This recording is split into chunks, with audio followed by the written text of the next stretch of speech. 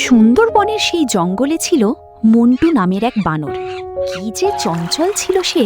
সারা দিন মাথায় তার নতুন নতুন বুদ্ধি খেলত। কিন্তু ইদানিং জঙ্গলের অবস্থা একদম ভালো না। হরিণগুলো মনমরা হয়ে দাঁড়িয়ে থাকে, ভালুকটা শুধু ঘুমায়, আর পাখিরাও গান গাইতে ভুলে গেছে। মন্টুর কিচ্ছু ভালো লাগছিল না। সে ভাবত, ইস, যদি কিছু একটা করে সবাইকে আবার আগের মতো হাসি খুশিতে করে দেওয়া যেত। এই ভাবতে ভাবতে একদিন মন্টু খাবারের খোঁজে জঙ্গলের অনেক গভীরে চলে গেল। সেখানে একটা ভাঙা মন্দিরের কাছে খুঁজে পেল চকচকে একটা পিতলের ঘণ্টা। ঘণ্টাটা দেখতে সাধারণ হলেও তার গায়ে ছিল নানান ধরনের অদ্ভুত নকশা। মন্টু আর লোভ সামলাতে পারল না। কৌতূহল নিয়ে ঘণ্টাটা হাতে নিয়ে বাজিয়ে দিল। ঘণ্টার শব্দটা হাওয়ায় মিলিয়ে যেতে না যেতেই ঘটল এক আশ্চর্য কাণ্ড। আকাশ থেকে টুপটাপ করে পাকা কলা ঝরে পড়তে লাগলো। মন্টু তো অবাক। সে আবার ঘণ্টা বাজালো। এবার আরো বেশি কলা পড়ল। মন্টু তো খুশিতে নাচতে নাচতে কলা খেতে শুরু করলো।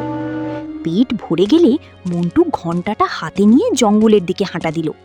পথে দেখল একদল খরগোশ মুখ গোমড়া করে বসে আছে। মন্টুর মাথায় একটা দুষ্টু বুদ্ধি এলো।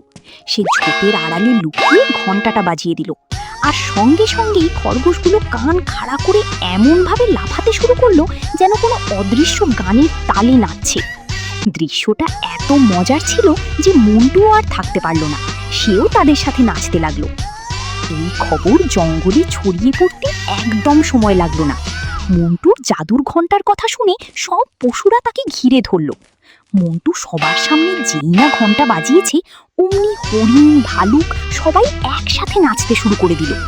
পুরো জঙ্গলে যেন আনন্দের এক উৎসব লেগে গেল। মনমরা জঙ্গলটা নিমিষেই হাসি খুশিতে ভরে উঠল। এই হইচইয়ের খবর জঙ্গলের রাজা শেরু বাঘ আর বিশাল দেহী ভোলু হাতির কানেও গেল। তারাও কৌতূহলী হয়ে সেখানে এসে হাজির। প্রথমে তারা একটু অবাকই হলো, কিন্তু মন্টু যখন আবার ঘণ্টা বাজালো তখন তারাও আর নিজেদের সামলাতে পারল না। শেরু বাঘ তার সব হিংস্রতা ভুলে গিয়ে মজার ভঙ্গিতে কোমর দোলাতে লাগলো, আর ভোলু হাতি তার বিশাল শরীর নিয়ে তালে তালে দুলতে শুরু করলো। এমন দৃশ্য জঙ্গলের কেউ কোনো দিন দেখেনি। সবাই মিলেমিশে নাচছিল, গাইছিল, কি যে আনন্দ! কিন্তু এই আনন্দ বেশিক্ষণ টিকল না। নাচতে নাচতে শেরু বাঘের মনে লোভ জেগে উঠল।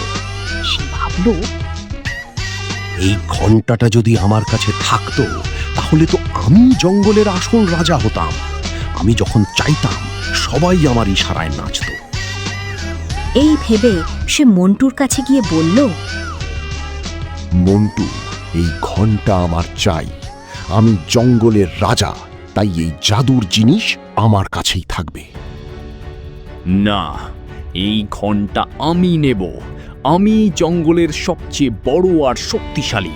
আমার কথাই শেষ কথা। ব্যাস, আর যায় কোথায়! শুরু হয়ে গেল তুমুল ঝগড়া। বাঘ আর হাতির দেখা দেখি অন্য পশুরাও ঘণ্টাটা দখল করার জন্য একে অপরের সাথে তর্ক শুরু করে দিল। কিছুক্ষণ আগেও যেখানে আনন্দের ফোয়ারা ছুটছিল, সেখানে এখন লোভ আর হিংসার আগুন জ্বলে উঠল। বাঘ আর হাতির মধ্যে ঘণ্টা নিয়ে শুরু হলো টানাটানি। শেরু বাঘ একদিক থেকে টানে তো ভোলু হাতি অন্য দিক থেকে। তাদের এই কাড়াকাড়িতে ঘণ্টাটা ছিটকে গিয়ে পড়ল পাশের এক গভীর খাদে। সাথে সাথেই সব কোলাহল থেমে গেল। নাচের সুর মিলিয়ে গেল, আর জঙ্গলটা আগের চেয়েও বেশি চুপচাপ আর বিষণ্ণ হয়ে পড়ল। তখন মন্টু সবার সামনে এগিয়ে এলো। তার চোখে মুখে বুদ্ধির ছাপ। সে বলল, বন্ধুরা, তোমরা কি বুঝতে পারছো আমরা কি ভুল করেছি? ঘণ্টাটা যখন আমাদের একসাথে আনন্দ দিচ্ছিল তখন কোনো সমস্যাই ছিল না, কিন্তু যেই আমরা ওটাকে একা পাওয়ার লোভ করলাম তখনই সব আনন্দ হারিয়ে গেল। আসল জাদু তো ওই ঘণ্টাটার মধ্যে ছিল না। আসল জাদু ছিল আমাদের একসাথে মিলেমিশে থাকার মধ্যে, আমাদের বন্ধুত্বে।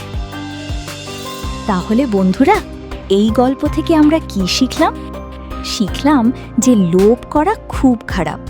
লোভ আমাদের সুন্দর সম্পর্কগুলো নষ্ট করে দেয়। আসল আনন্দ কোনো জিনিসপত্রে থাকে না, থাকে বন্ধুদের সাথে মিলেমিশে থাকার মধ্যে। গল্পটা যদি তোমাদের ভালো লেগে থাকে তাহলে ভিডিওটিতে একটি লাইক দিয়ে দিও আর বন্ধুদের সাথে শেয়ার করো। আর হ্যাঁ, আমাদের চ্যানেলটি সাবস্ক্রাইব করতে কিন্তু একদম ভুলো না।